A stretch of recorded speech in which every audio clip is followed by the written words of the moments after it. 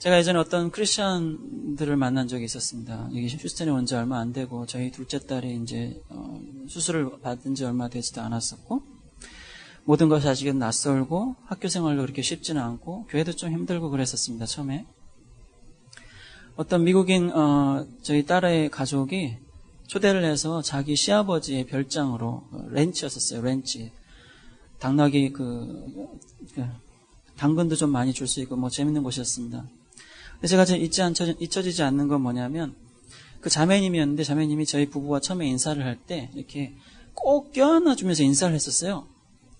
근데 정말 저는 이렇게 그런 인사를 받아본 게 한 3번인가 됐었습니다. 근데 그 자매님처럼 세게 껴안아 준 사람이 없었어요.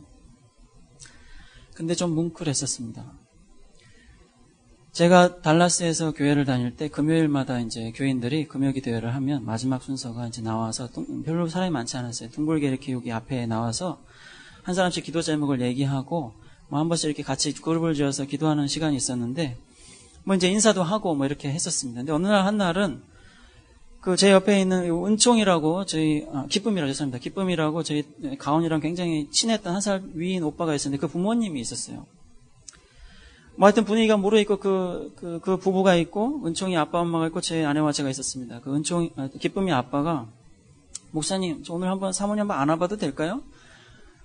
그러세요. 그래가지고 이렇게 꼭 껴안아줬었습니다. 물론 뭐 굉장히 기분이 좋은 시간이었습니다.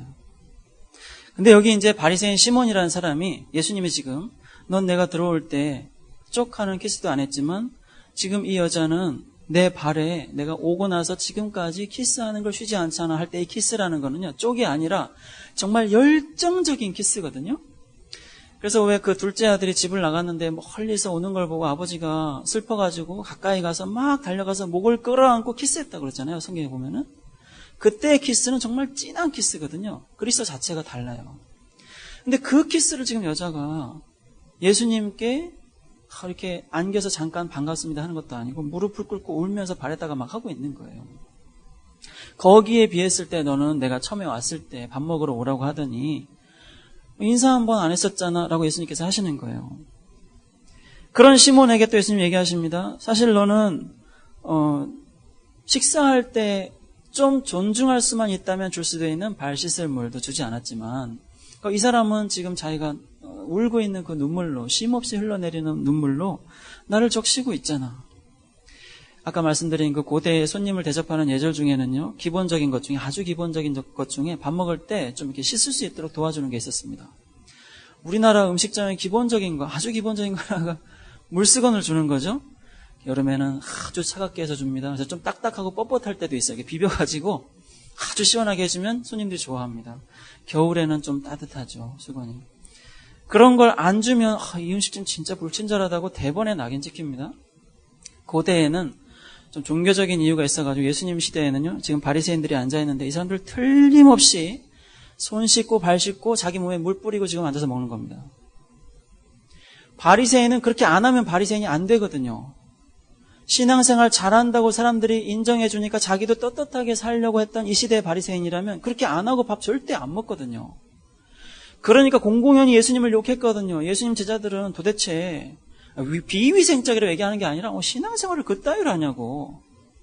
먹을 때 손도 안 씻고 이게 손에 균이 있는데 밥 먹을 때 안 한다는 얘기가 아니라 신앙생활이란 참 요즘 우리가 만약에 집사가 말이야 교회에서 저러면 되겠어 뭐 어떤 그런 게 있잖아요.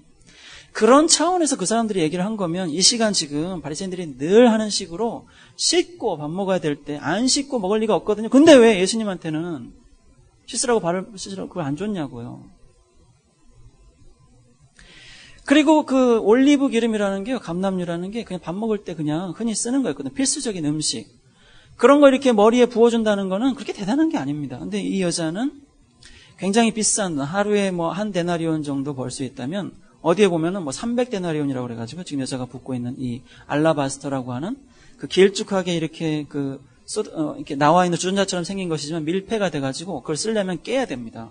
일회용이죠. 그렇지만 굉장히 비싸죠. 석회질, 바다에서 나는 천연 석회질로 만든 건데요.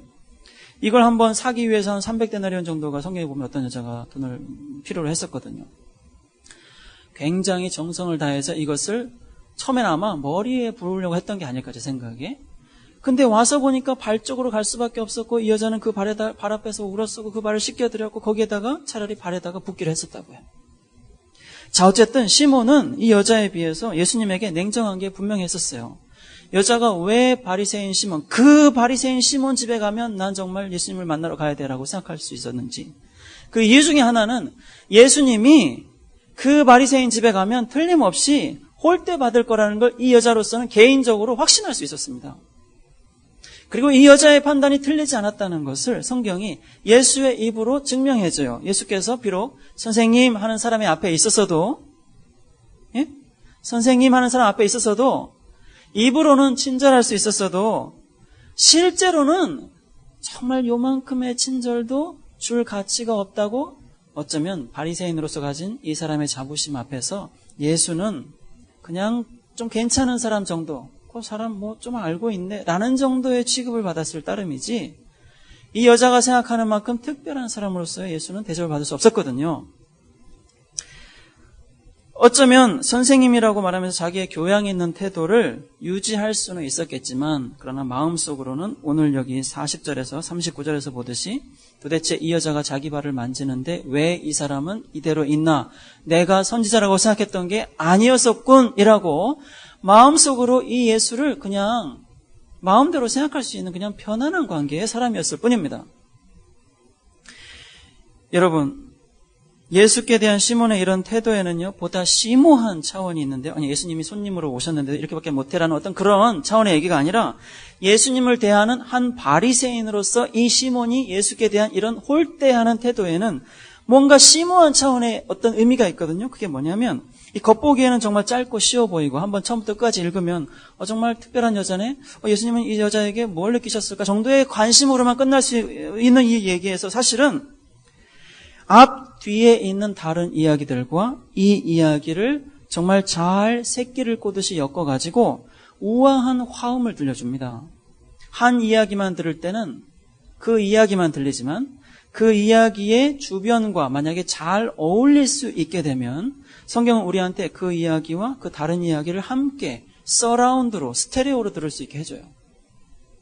그 두 가지 화음이 있는데요. 첫 번째 화음, 그러니까 이 시몬 이야기와 그리고 이 이야기와 함께 들을 수 있도록 누가복음 7장이 들려주는 두 가지 화음이 있는데 그게 뭐냐면 첫째는 누가복음 7장을 관심 있게 보시면 우리가 이미 봤던 백부장, 로마 장교였던 백부장이가 나옵니다.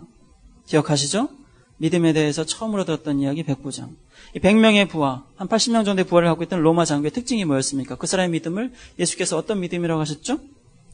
자기를 황제를 부르듯 퀴리에라고 부르면서 자기도 부하고 자기 밑에도 부하가 있는데 말 한마디 명령이면 다 될 걸 왜 예수님 굳이 우리 집에 와가지고 그러냐면서 그냥 명령 한마디, 말 한마디만 하라면서 예수의 말이 가진 권위를 확실하게 인정하는 것이 이 사람의 믿음이었잖아요.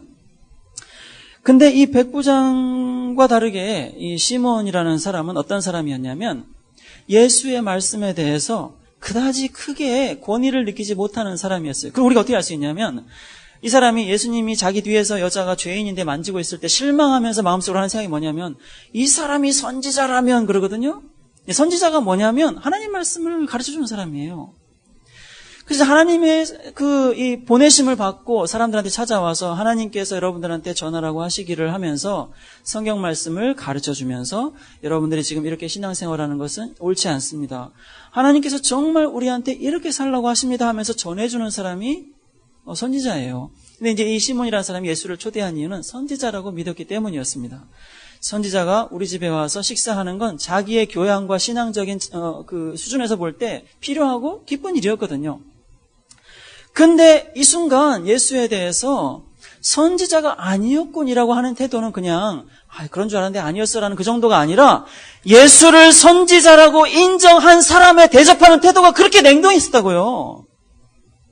하나님의 말씀을 전한다고 인정한 상태에서 냉정하게 됐었다고요. 이 사람이 선지자가 아니야 라고 실망한 다음에 물도 안 주고 발치스라고 안 주고 그 다음에 이 사람에게 올 때 가벼운 인사조차도 안 하고 딴 사람들은 다 발치스를 거주면서 이 사람은 안 주는 식의 차별을 한 게 아니라 선지자라고 알고 있을 때 그렇게 할 수 있었던 사람이라고요.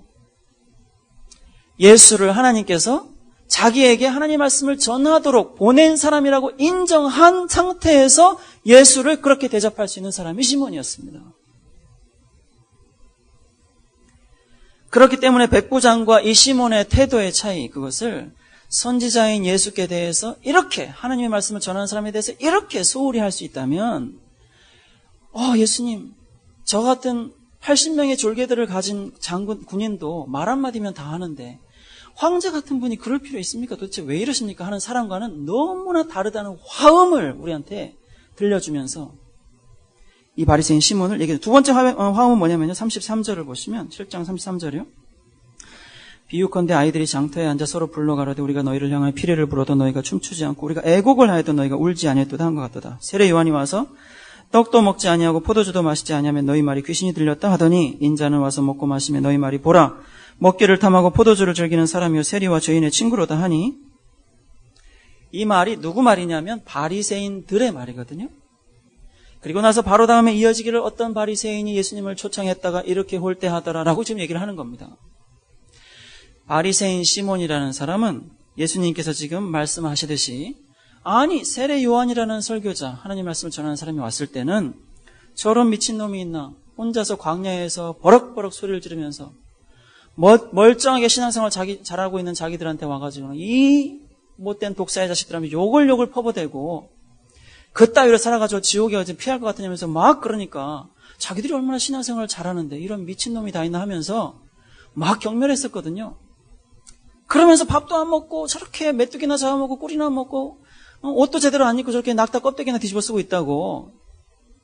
근데 예수님이 오니까 예수님 반대인 거예요. 예수님은 이제 막 금식도 안 하고요. 막 사람들 찾아다니면서 자기들이 생각하기에는 도대체 저런 인간들하고 왜 어울리지 하는, 오늘 찾아온 이런 한 여자를 포함해서 이제 성경에 보면 그렇게 살지 말라고 하는 것만 골라서 쪽쪽하고 있는 사람들을 찾아다니면서 웃으면서 먹고 마시고, 그리고 여기 보면 포도주를 즐긴다고 그랬는데요.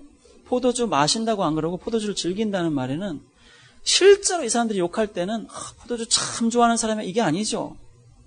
저 술주정뱅이, 저 알코올 중독자 라는 말을 들었을 게 뻔하다고 예수님이. 그러면 실제 예수님이 하신 건 뭐였냐면 진짜로 막 하나님한테 막 잘못 살았다고 생각하면서 가책을 느끼는 사람들을 찾아다니면서 그 사람들이 풀어놓는 한탄, 자기 생활의 슬픔, 벗어날 수 없는 한계들, 너무너무 가난한데 자기가 왜 이렇게 가난하게 됐고 왜 이런 일을 하면서 살 수밖에 없게 됐는지 어떤 그 사회적인 한계들 얘기하면서 예수님이 다 들어줄 뿐만 아니라 그 사람들이 술도 마시지 않았겠어요? 취하도록 마시지 않았겠어요? 그럼 예수님도 같이 마시면서 막 들어줄 뿐만 아니라 때로는 그러면서 그 사람들 기분이 좋아지면 같이 웃고 같이 춤추고.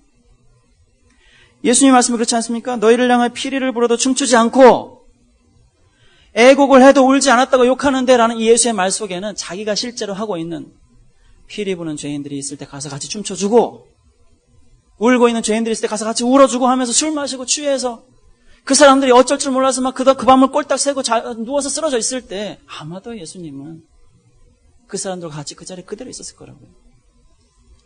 바리새인들은 이런 예수를 이해할 수가 없었습니다. 이런 예수를. 정말 예수는 바리새인들 같이요, 중류층, 경제적 수준으로서는 거의 상류층이었었고요.